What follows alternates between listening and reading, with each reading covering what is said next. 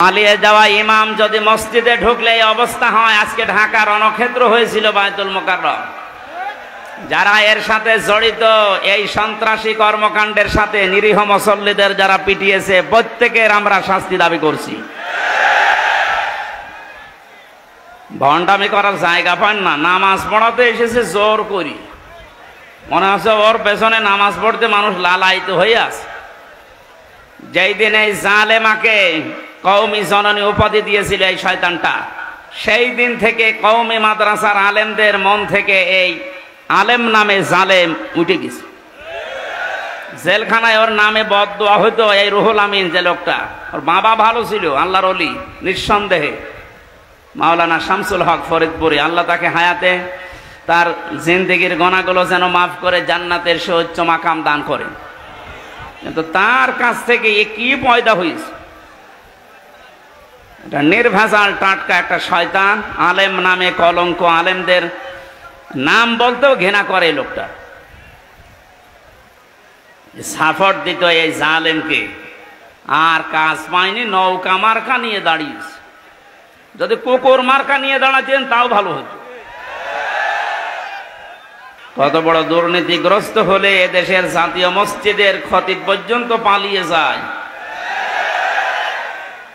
লজ্জা আছে ও লোকটা আবার আজকে এসেছে নামাজ পড়াতে। ওর পেছনে নামাজ হয়? হ্যাঁ, যে লোকটা নৌকা মার্কা নিয়ে ভোটে দাঁড়ায়, ওর পেছনে নামাজ পড়া যায়? যাস এই জন্য পিটিয়ে বের করে দিয়েছে মুসল্লিরা। কিসের নামাজ? আপনার পেছনে নামাজ পড়লে আমার মনে হয় আপনার পেছনে না পড়ে মোদির পেছনে পড়া ভালো। আপনি আর মোদি তো সমান, সেও নৌকার সাপোর্টার, আপনিও নৌকার সাপোর্টার। আরে নামের আগে আপনি মুফতি লিখে রেখেছেন। কিসের মুফতি?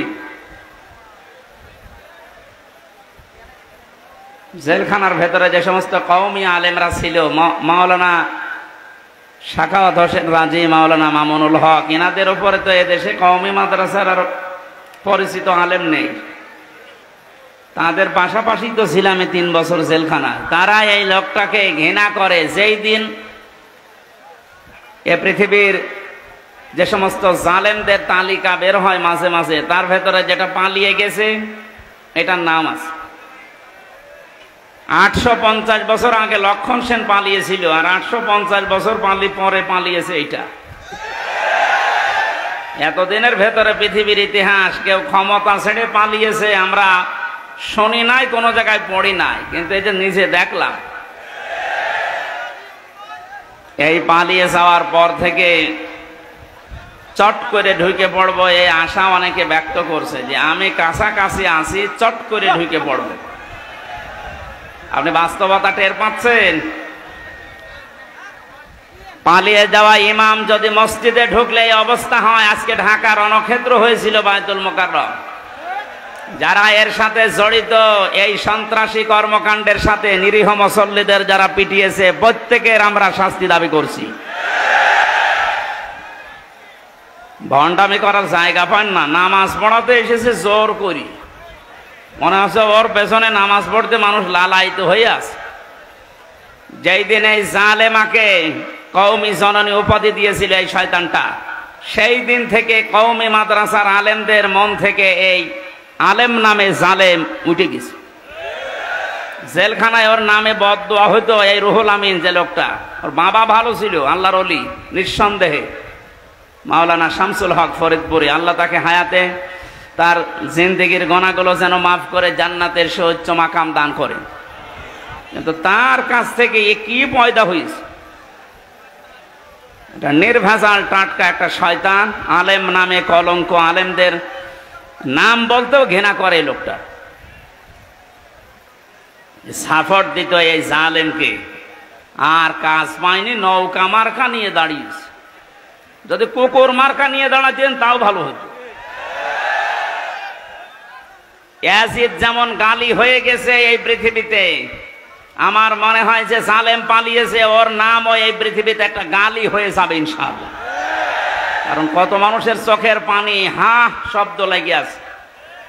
জেলখানার বিভিন্ন তালা থেকে রাতের গভীরে যখন তাহাজ্জুদ পড়তে উঠতাম, এই যে বিডিআর ছাড়া আপনাদের এই কুড়িগ্রাম, লালমনিরহাট, পঞ্চগড় এ সমস্ত জায়গার বহু বিডিআর এখনো জেল খাটতেছে বিনা কারণে, কিচ্ছু জানি না। একজন মুরব্বীকে দেখতে পেয়েছিলাম, বলছে হামজা ভাই আমার আর 1 মাস পরে চাকরি শেষ হয়ে যেত, অথচ আজ 13-14 বছর আমি জেলে আছি, কিচ্ছু জানি না, আল্লাহর কসম। রাতের গভীরা যখন নামাজে দাঁড়িয়ে দেখতাম এই লোকটা আহ শব্দ করে, এমন একটা আবেগ নিয়ে শব্দ বলতো, এটা আরো সে চলে গেছে। শুধু এই বিডিআরদের চোখের পানি না, 13টা অপরাধ করেছেন এই 15.5 বছরে, যেটা মাপ পাওয়ার মতো না।